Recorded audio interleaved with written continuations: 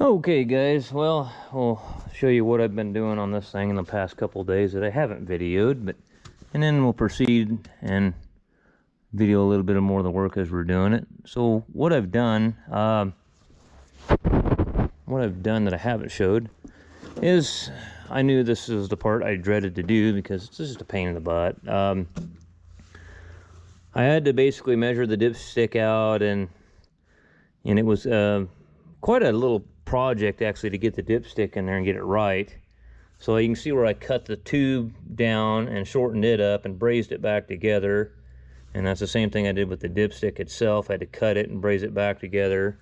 The fill tube, so it's got like I think it's a 4-bolt flange with a flange, and then the tubing for the fill tube is welded to that flange, and then it comes off the block.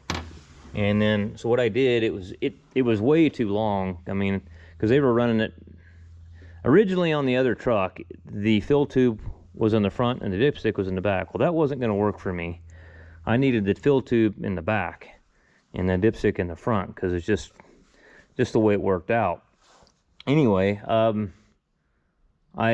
what I did is I just cut that long tube with probably about 8 inches of tubing sticking out, and then I got a piece of 1.5-inch radiator hose, stuck it over the tube, clamped it, and then ran it up. And then I made this bracket right here that bolts to the cylinder head, and it comes over here with the ear and holds the fill tube.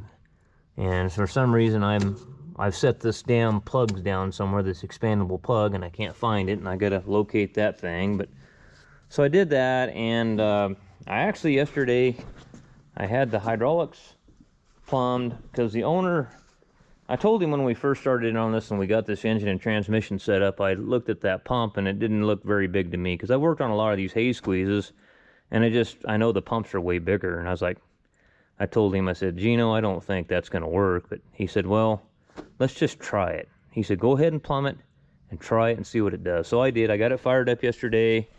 I plumbed it in there, and I raised the mast up. It raised up, and it was kind of slow, and I thought, I don't know about that. And then I ran both clamps out. See, these clamps will, if you aren't familiar with these, both these clamps come out to squeeze the block of hay. Well, I ran both clamps out, because that's the big test when you're running both of those at one time. You're trying to run 2 4-inch cylinders at one time. And I ran them both out and run them both in. And it was too slow. So I got the pump out of it last night, because I needed to find information on this setup, because you can call Allison and Allison's not going to know with the tag number who, International is the one that put the PTO on.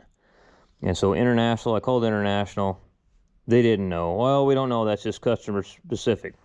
So nobody could give me an answer really. So I thought, well, it's just going to be like normal. It's going to be up to me to find out, because nobody's going to really do any legwork to help you. So I pulled the pump out of it, and it's got a 4-inch pilot, 13 spline, 7/8 shaft, and then it's got a tag number on it. And I looked it up, and that pumps 17 gallons a minute at 1,000 RPM. And so after I got all that information, I called those guys back up this morning, and they've got a pump that's the same pilot, shaft size, mounting, flange, all that good stuff, and it's 30 gallons a minute at 1,000 RPM. So we've almost doubled our flow with this pump. He's actually going to pick it up today and bring it down.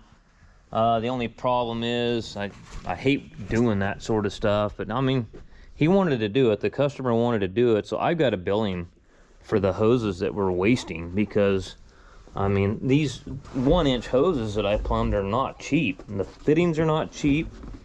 There's nothing about them.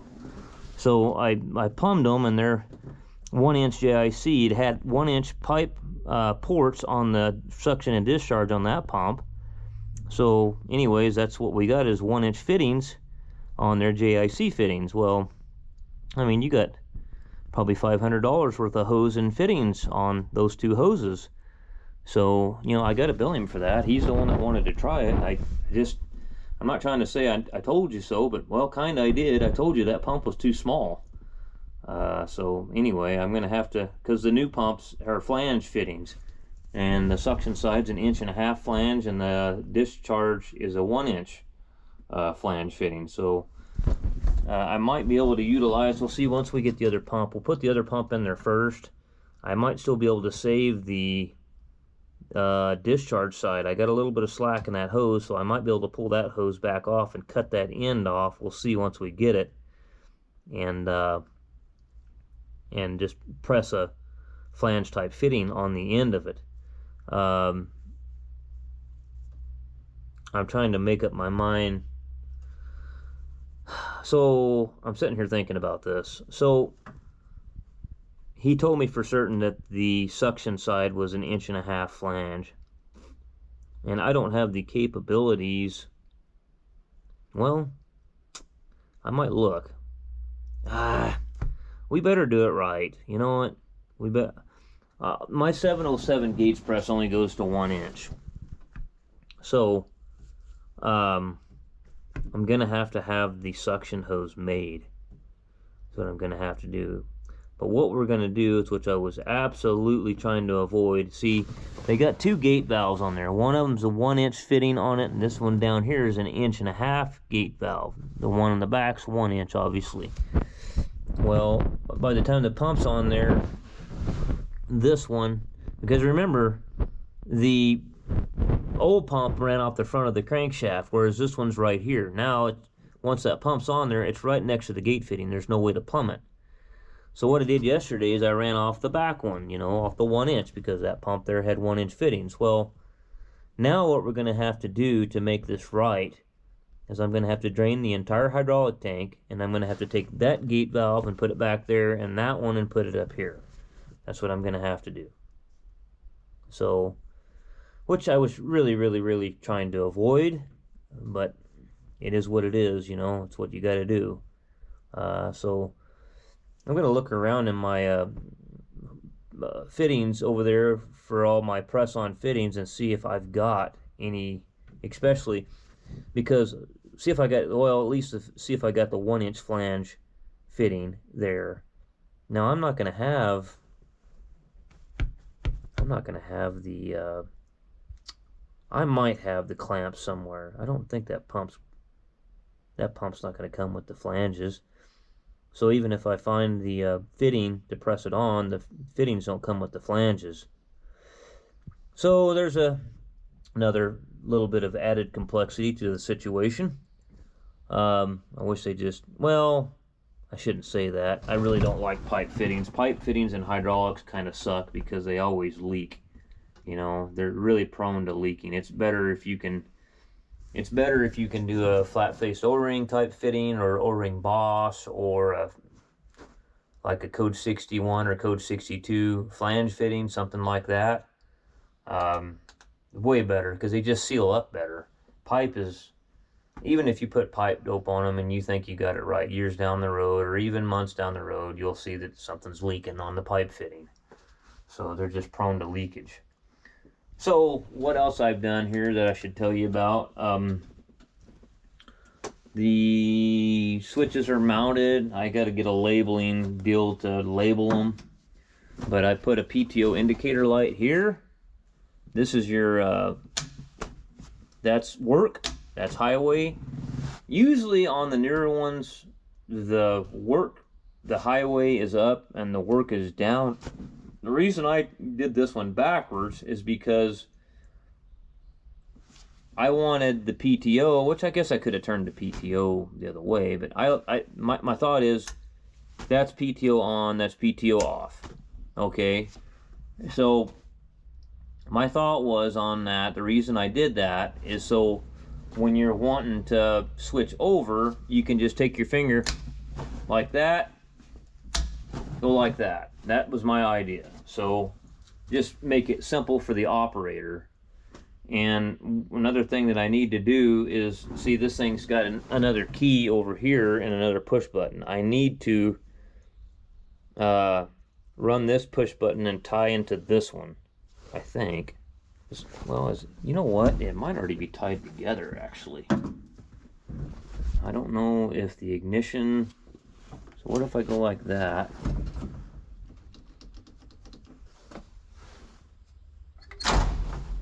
So obviously, so I'm wondering,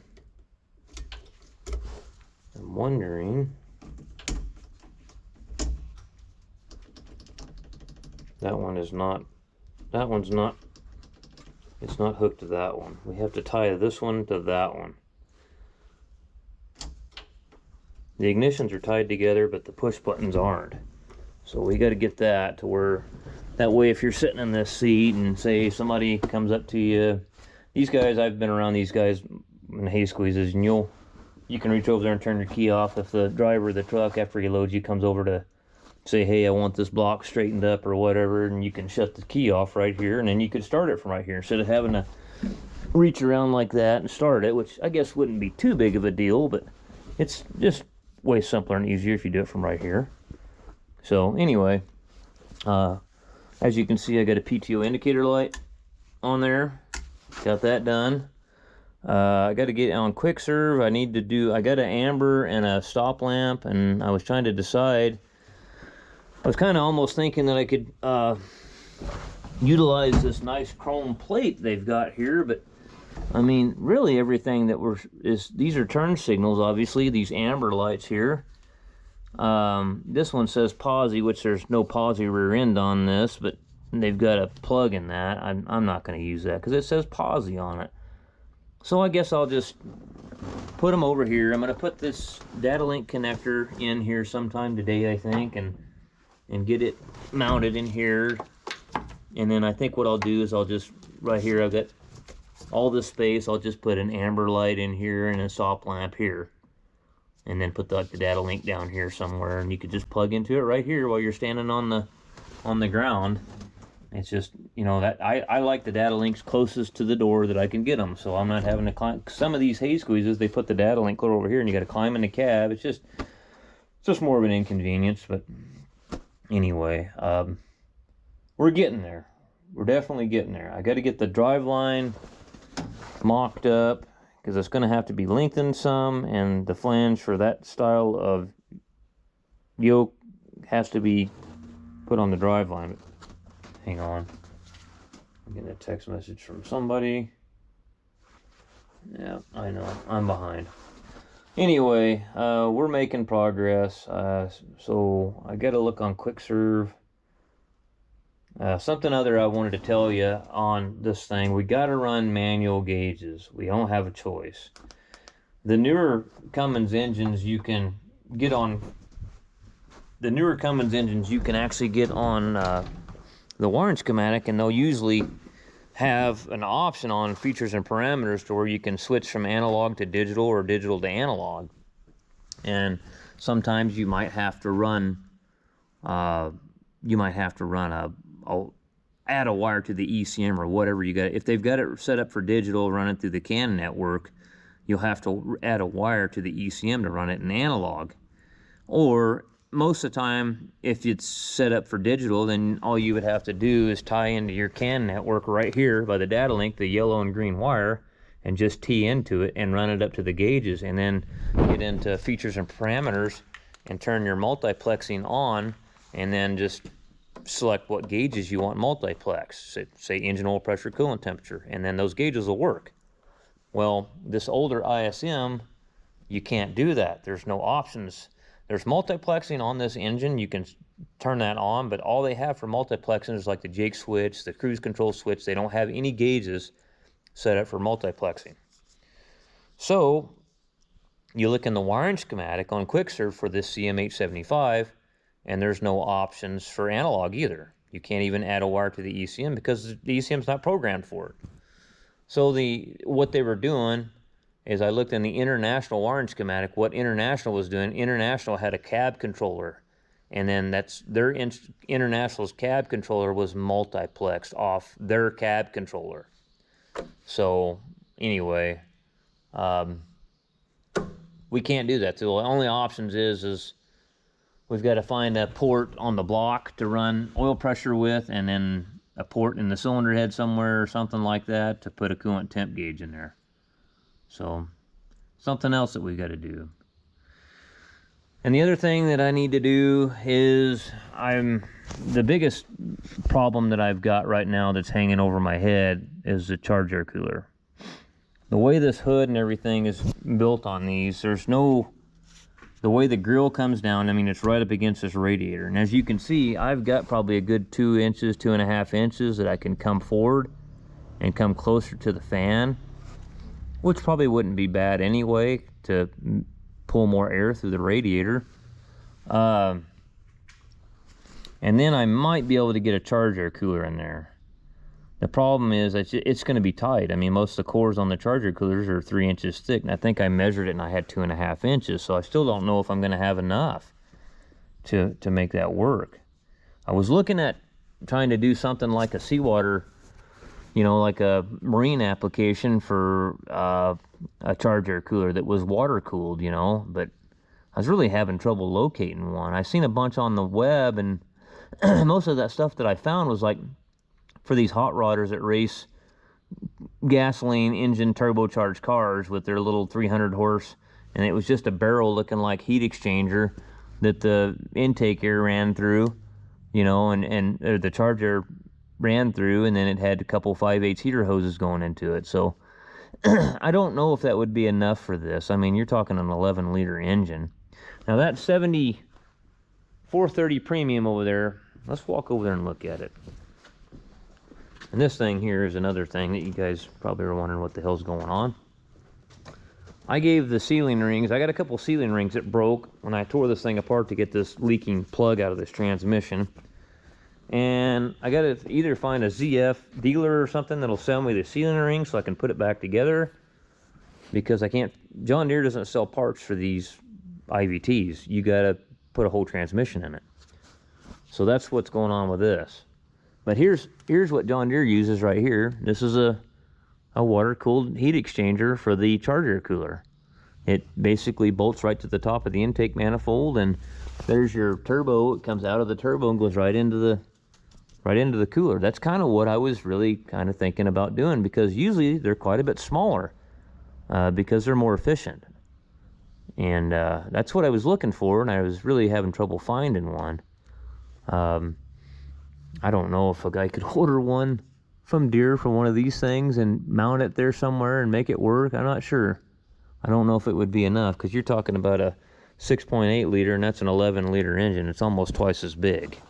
So to me, my thought process on that is, well, you need twice as much capacity in your heat exchanger for the charger cooler, so you need one twice as big. That's my thought process. Maybe I'm wrong, but anyway. Well, I guess I got to go do a couple service calls, and then I'm going to come back and keep going on this thing, because we're actually, you know, once I get the pump mounted in there and get that right, and get it plumbed, and then we'll really be gaining on something, and we can get something done here. And then at least, you know, I'll get the drive. If I can get the drive line and the pump back in it, and I can get the mast raised up, and then I can get it to move, that'll be an absolute huge leap forward. All right, I got a new pump, but you know what? I think I might have screwed up.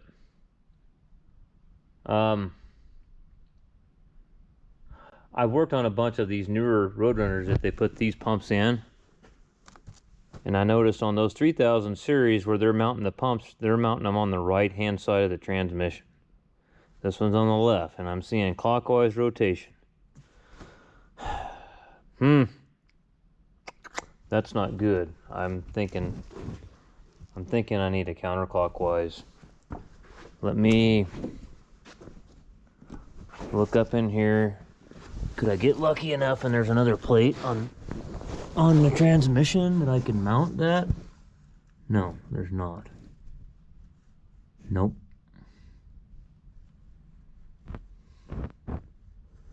Well, I guess what I could do, I got that pump out, I guess I could turn that PTO on and start it and see which way it's turning. Damn it, it's always something, you know what? It's always something. Let's just check it out and see which way it's turning, I guess.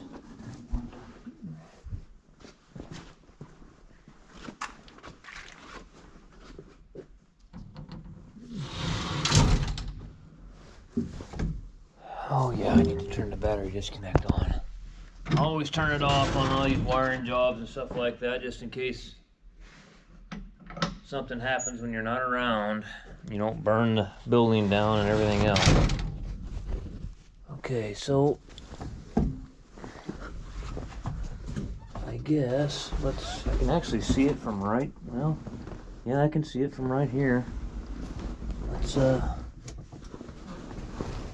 just turn it, and I might be able to just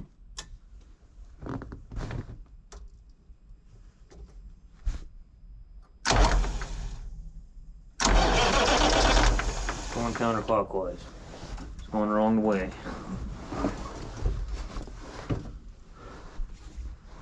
I don't want to stand on that drive line in case it decides to take off.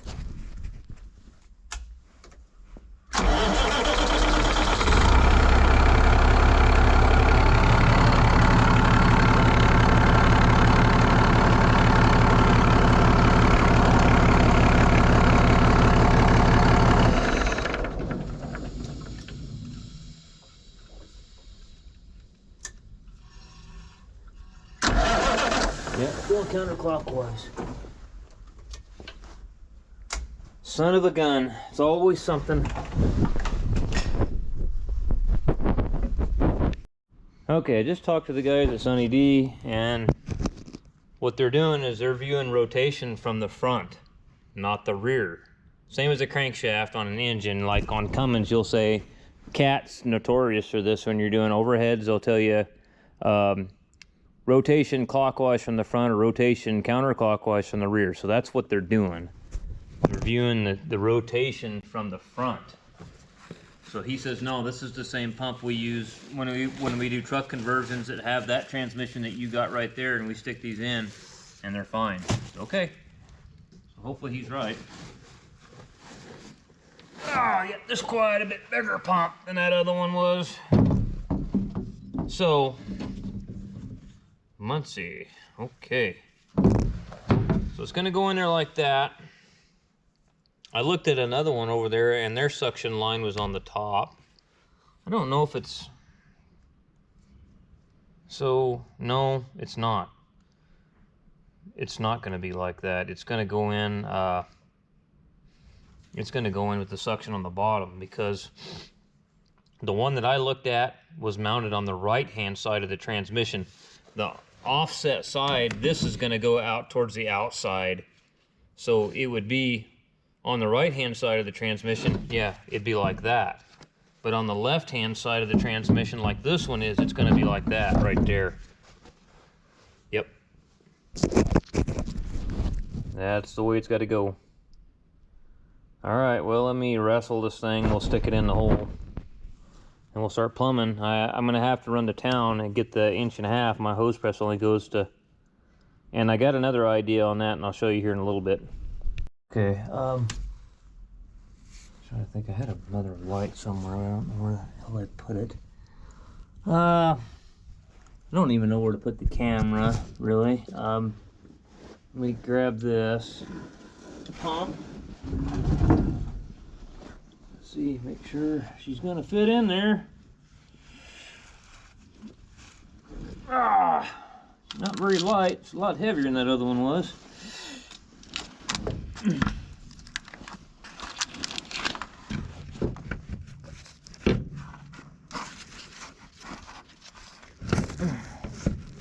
I have to get underneath. I don't know.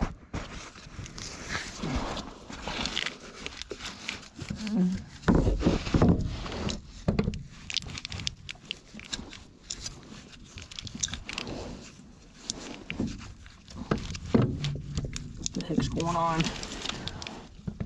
Getting the whole rabbit.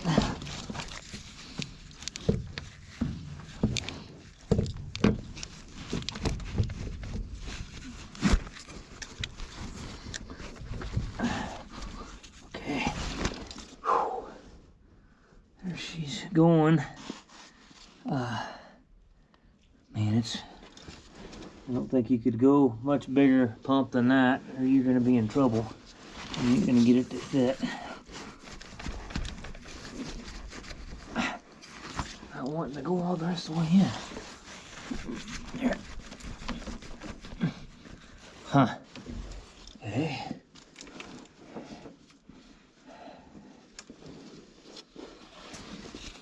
4-bolt flange. The other one was just using the 2, so I wonder which ones. Does it really matter? As long as you get 4 in it.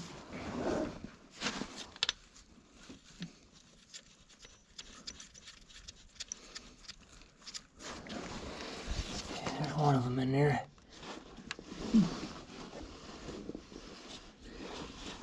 That's my thought, is I can just put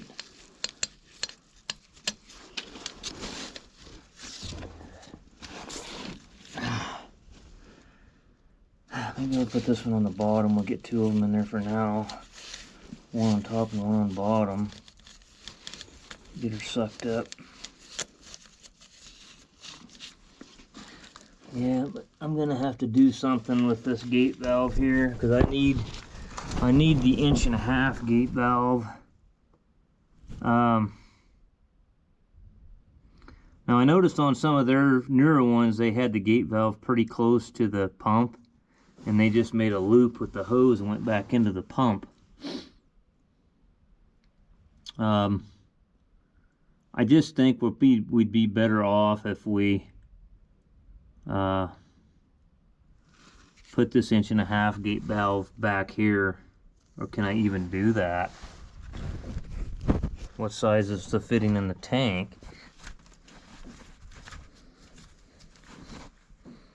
No, I can't do that, I don't think. I think he's welded a 1-inch. No. He's got a pipe bushing in there.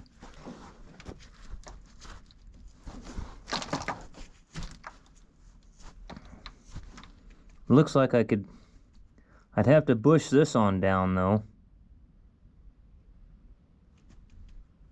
because this is going to feed my power steering. So what I'm going to have to do, I'm going to have to drain the tank, and I'm going to have to take this nipple. It looks like this is 1.5 inches here where this pipe bushing is, and I'm going to have to take this one. Well, this is already bushed. Here's the bushing right here. I just got to take this pipe bushing out with the gate valve here, which is 1 inch. It's bushing it from 1.5 inches to 1 inch, and then I just basically take the nipple out here and then put it over here, and then I can run the suction line right here to the bottom, and the discharge will obviously come off the top. Is this hose even going to be long enough now? I don't know. Well, I could probably cheat on that. I mean, if it's even down here somewhere, I don't know. We'll see. I think I could cheat and make this work. That's why I seen this thing from the very beginning. I thought, that pump's too damn small. That ain't gonna work. You know, I'm sitting here thinking about this. Well, shit. No, I better go 1.5 inches. I was sitting there thinking they do make those cat flange fittings that you can put adapters, and it'll actually bolt to the pump, and it'll have a GIC fitting on it, and then you can just screw a regular hose onto it. I was thinking about that and just necking it down to 1 inch, but no, we need all the oil we can get on this setup. So in order to get all the oil we can get and maximum flow, we better keep our 1.5 inch suction and our 1 inch discharge. Okay, let's get a 3/4, and let's get one on the bottom. Let's get this thing sucked up where it needs to be. And what are we gonna do about a brace back here? Let me sit here. So what I could do, I want to brace this. What I could do is get like a chunk of angle iron,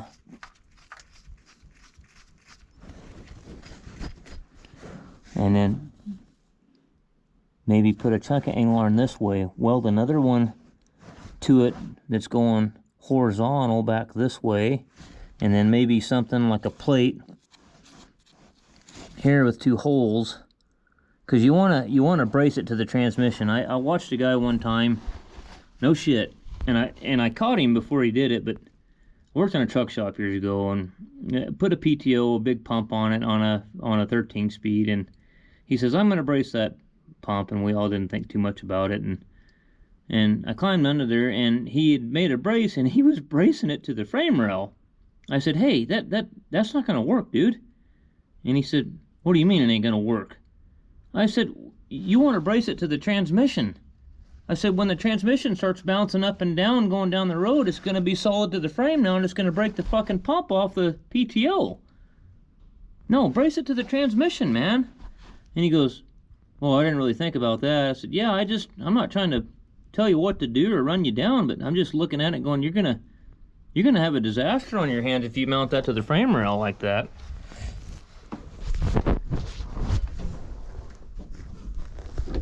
Yeah, that's not good. Yeah, that's a good sized pump in there. We like that. We like that big pump. Yep. 3/4. Oh, what a mess. I can't wait just to get it mobile so I can clean up where it's been sitting here and all the shit laying everywhere. I gotta pull that suction line off of there, and I'm gonna have to drain the tank anyway. Change everything around. Man, that's a problem. That's a problem. What are we gonna do there? Okay, so that is a problem. Hang on, guys. We got to do something different. Hopefully I can caulk this pump a little bit differently or something here. Because the way this is right now, that definitely isn't going to work.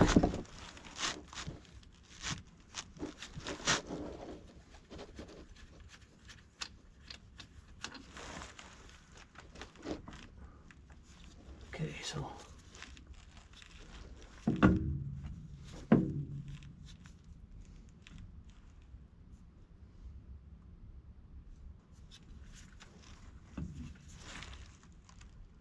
I need to go a little bit more, but I can't. I need to be over here. I'm in trouble here. And I can't turn anymore. What am I hitting up there? Son of a bitch.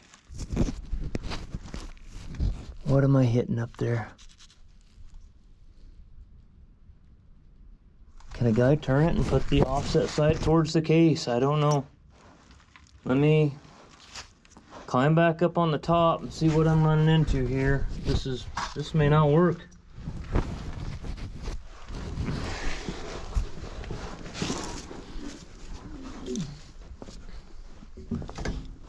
What am I hitting here?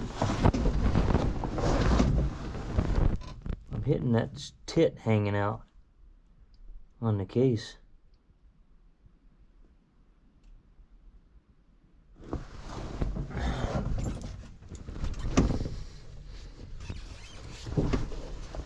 Well, that ain't gonna work either, because then you ain't gonna get the discharge line on it.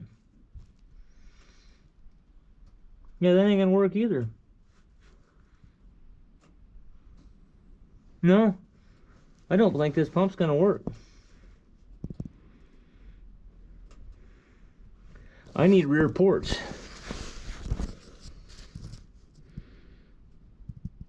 I gotta have rear ports on this. There's no way this is gonna work. I don't think. Can I caulk the nose on it different or something? It doesn't matter. It doesn't matter what you do, you're not gonna get the hoses hooked up on it. Because if you turn it to caulk it different, then you can't get the top hose on. And if you caulk it different, you're not going to get the bottom hose on. I got to have rear work ports.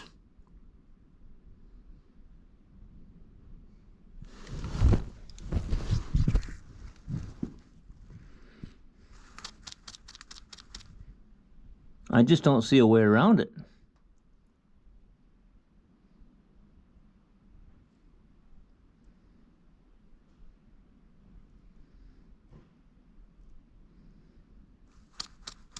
I don't see a way around it.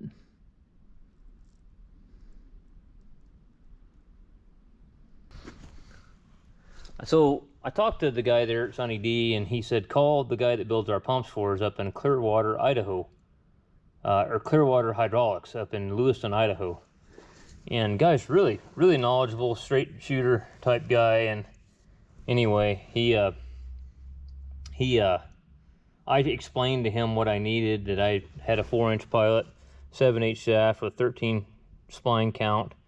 And I told him, I said, I'd kind of like to have about 35 gallons a minute at 1,000 RPM. And he goes, well, that pump you got ain't going to do that. He said, if everything's perfect, he said, that one's putting out 27 at 1,000 RPM. But he said in reality, the situation, they're never perfect. And he said it's more than likely around 25. So anyway, he says, I'll build you one. Apparently, he says this is a 2-inch gear set in this one. And he said, I'll build you one with a 3-inch gear set. I said, I don't care as long as it fits in there. And then, you know, that he said, yeah, it'll fit in there. It'll be just like that one. It'll be offset. And he says, I'll put rear work ports on it. That way you're not running into this problem.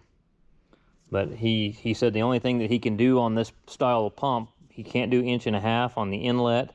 He's got to do 2 1/4 because he said it won't fit. He said, so I can do 2 1/4. I said, well, that'll be fine. So we'll have 1 1/4 work ports, pipe. I told him, just get me pipe. I don't like it 100%, but whatever. Let's just do it and get going with it, and let's make it happen. So I'm gonna box this one back up, and then I don't know, it's Friday afternoon. I might go back over there and finish that baler up. I don't know what I'm gonna do. I got so many things in the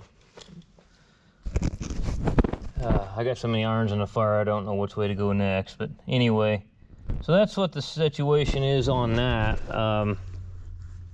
Too bad that didn't work.